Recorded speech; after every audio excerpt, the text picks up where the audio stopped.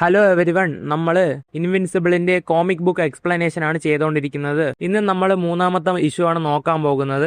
അപ്പോൾ നമുക്ക് സമയം കളയാതെ വീഡിയോയിലോട്ട് പോവാം.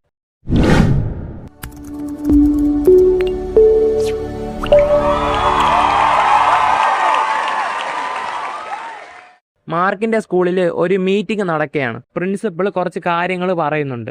കാണാതായ വിദ്യാർത്ഥികളെ കണ്ടെത്താൻ സഹായിക്കുന്നതിനായി ഞങ്ങൾ ഇപ്പോൾ അതോറിറ്റീസിനൊപ്പം ചേർന്ന് പ്രവർത്തിക്കുകയാണ്. ഞങ്ങൾക്കറിയാവുന്ന എല്ലാ വിവരങ്ങളും അവർക്ക് നൽകുന്നുണ്ട്.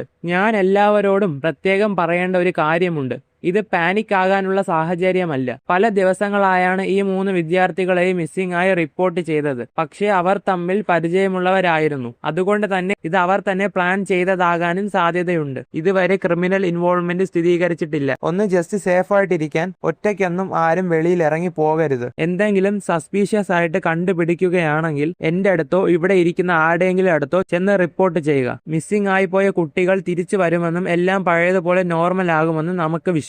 ഇതുമായി നിങ്ങൾക്ക് എന്തെങ്കിലും സംശയങ്ങളോ ചോദ്യങ്ങളോ ഉണ്ടെങ്കിൽ എന്നെ എന്റെ ഓഫീസിൽ വന്ന് കണ്ടോ. ഇനി സ്റ്റുഡൻസിനെല്ലാം അവരവരുടെ ക്ലാസ്സിലേക്ക് പോകാം. ഇതെല്ലാം സ്കൂളിലെ പ്രിൻസിപ്പൾ ആണ് പറയുന്നത്. എല്ലാവരുടെ മനസ്സിൽ ഈ കാര്യമുണ്ട്. പക്ഷെ ഞാൻ ഇത് പറയും, ആ കാണാതെ പോയ 3 പിള്ളേര് അത്ര നല്ലവരൊന്നുമല്ല. ജീസസ്, മാർക്ക്, സത്യമായി പറഞ്ഞാൽ അതൊരു മോശം കാര്യമാണല്ലോ പറയാൻ. നമ്മളെ ഈവ് പറയും, ടോഡ് എന്ന് പറയുന്ന സ്റ്റുഡന്റുമായിട്ട് ഞാൻ ഒരുപാട് സംസാരിച്ചിട്ടുണ്ട്. അവൻ നല്ല പാവം ചെറുക്കനാണ്. പക്ഷേ എനിക്ക് ബാക്കി 2 പേരെ കുറിച്ച് അറിയത്തില്ല. മാർക്ക് പറയും, നീ കാണാൻ എത്ര അട്രാക്റ്റീവ് ആണെന്ന് അറിയാമോ? അതുകൊണ്ടായിരിക്കും ടോഡ് ജെഫേഴ്സൺ നിന്റെ അടുത്ത് ഇത്ര നൈസ് ആയിട്ട് പെരുമാറുന്നത്. ഞാൻ റെക്സുമായിട്ട് ഡേറ്റ് ചെയ്യാണ് എന്ന കാര്യം നിനക്ക് അറിയാമോ എന്ന് ഈവ് മാർക്കിന്റെ അടുത്ത് ചോദിക്കും. മാർക്ക് പറയും, അത് ഞാൻ ഉദ്ദേശിച്ചത് ഒരിക്കലും അങ്ങനെയല്ല.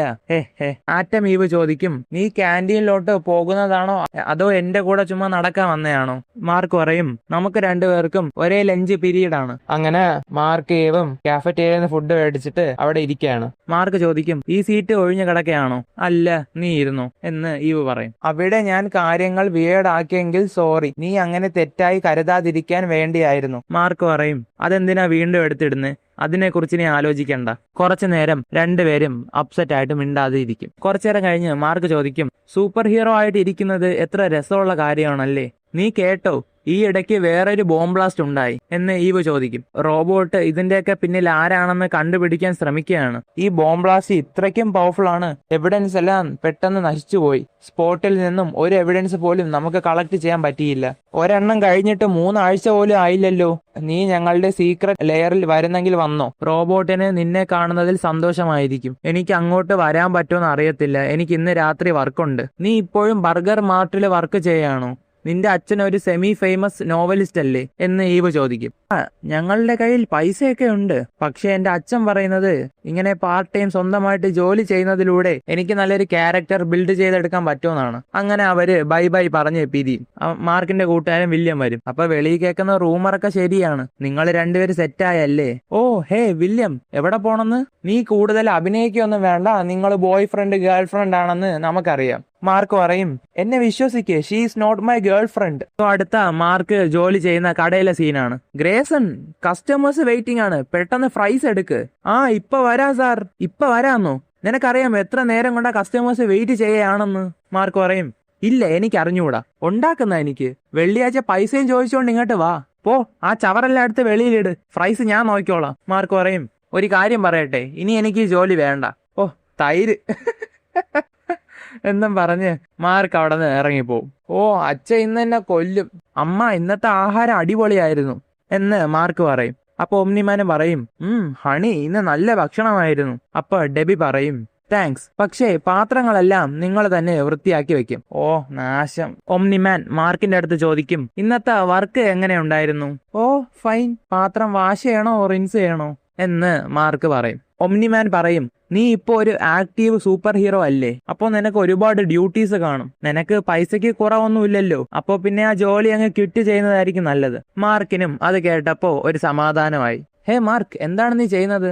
ഞാൻ സിറ്റിയിലൊക്കെ ഒന്ന് പോയി എന്തെങ്കിലും പ്രശ്നങ്ങളൊക്കെ ഉണ്ടാകുന്ന നോക്കി ഒന്ന് പെട്രോൾ ചെയ്തിട്ട് വരാം. അപ്പൊ നോളം പറയും, ഞാനും നിന്റെ കൂടെ വന്നോട്ടെ, നമുക്കൊരു ടീമായി പ്രവർത്തിച്ചാലോ? അപ്പൊ മാർക്ക് പറയും, അത് കൊള്ളായിരിക്കും. അങ്ങനെ ഒമ്നിമാനും ഇൻവിൻസിബിളും വെളിയിലോട്ട് പറക്കുകയാണ്. നോളൻ മാർക്കിന്റെ അടുത്ത് പറയും, നീ ഈ ഫീൽഡില് ഇപ്പോ പുതിയതായിട്ട് കേറിയിട്ടേ ഉള്ളെങ്കിലും നീ അത്ര മോശക്കാരനല്ല.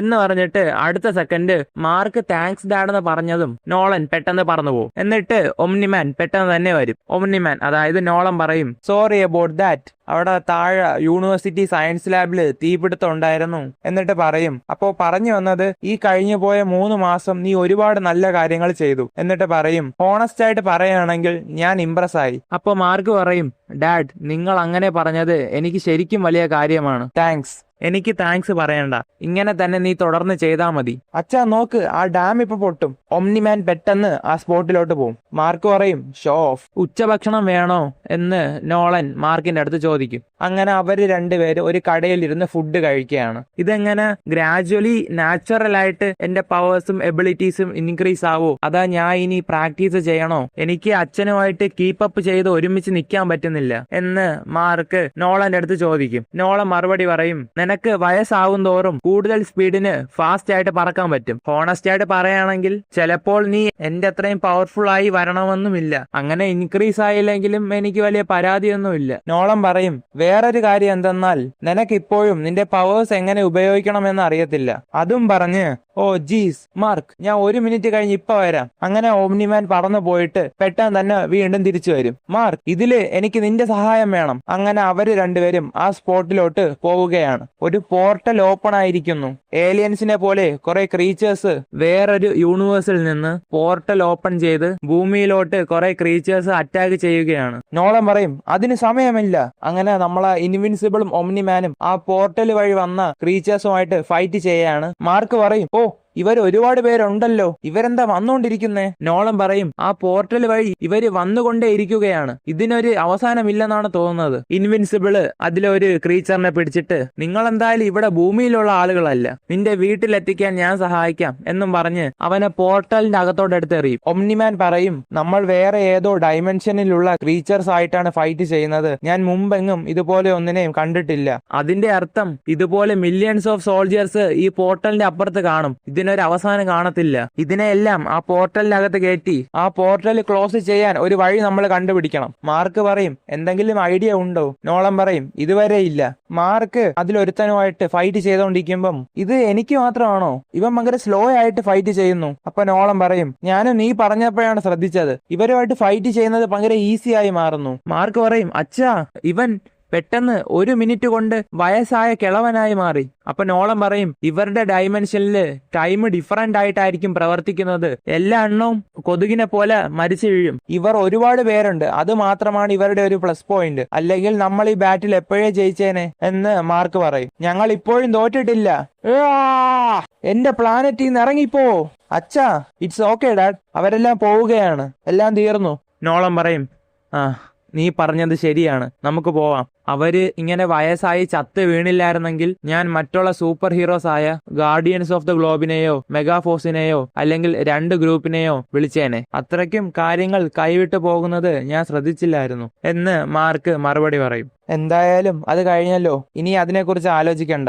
ഇനി ഒരു പ്രശ്നത്തിലും കയറി ചെല്ലാതെ പെട്ടെന്ന് വീടെത്താൻ നോക്കാം. നമ്മൾ വീടെത്താറായി, ഞാൻ ബെറ്റ് വയ്ക്കാം നിന്റെ അമ്മ ആൾമോസ്റ്റ് എന്ന് നോളൻ സംസാരിച്ചുകൊണ്ടിരിക്കുന്നതും നോളൻ പെട്ടെന്ന് പറയും ലേക്ക് സൈഡ് മോള്, എന്റെ കൂടെ പെട്ടെന്ന് വരാൻ ശ്രമിക്കൂ.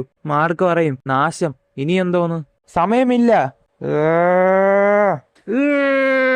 എന്താണ് ഇവിടെ നടക്കുന്നത്? മാർക്ക് ചോദിക്കും. നോളൻ അതിലൊരുത്തന് ഷർട്ടോടെ പിടിച്ച് പൊക്കി ഇങ്ങനെ വെച്ചിരിക്കുകയാണ്. അവൻ എന്തോ ടൈം ബോംബ് പോലത്തെ ജാക്കറ്റ് ഇട്ടിരിക്കുന്നു. നോളൻ ചോദിക്കും പെട്ടെന്ന് പറ, ആരാണ് നിന്റെ അടുത്ത് ഇങ്ങനെ ചെയ്തത്? എന്തോ ചെയ്തത്? നോളൻ അവനെ എടുത്ത് വെളിയിലോട്ട് എറിയും. അടുത്ത സെക്കൻഡ് അവൻ പൊട്ടി അങ്ങ് തെറിക്കും. മാർക്ക് പറയും അത് എന്റെ സ്കൂളിൽ നിന്ന് മിസ്സായി പോയ ഒരു സ്റ്റുഡന്റ് ആണ്. നോളൻ കുറച്ചേരം ആലോചിച്ചിട്ട് അപ്പോ അതിന്റെ അർത്ഥം എന്ന് സംസാരിച്ചുകൊണ്ടിരിക്കുമ്പോ നേരത്തെ അവര് ഫൈറ്റ് ചെയ്ത ക്രീച്ചേഴ്സിൽ നിന്ന് ഒരു ക്രീച്ചർ പോർട്ടൽ ഓപ്പൺ ചെയ്ത് നോളനെ അതിന്റെ അകത്തോട്ട് വലിച്ചു കൊണ്ടുപോകും. അച്ഛാ! ഇൻവിൻസിബിള് തിരിച്ചു പറന്ന് വീട്ടിലോട്ട് വരും. ഇനിയിപ്പോ നീയും നിന്റെ അച്ഛനെ പോലെ ഇങ്ങനെ ലേറ്റായിട്ടായിരിക്കുമല്ലോ വരുന്നത് എന്ന് ഡെബി മാർക്കിന്റെ അടുത്ത് പറയും. അച്ഛൻ ഒരു പോർട്ടലിന്റെ അകത്തോട്ട് കയറി പെട്ടുപോയി. അച്ഛൻ ഇന്ന് രാത്രി വരുമെന്ന് തോന്നുന്നില്ല.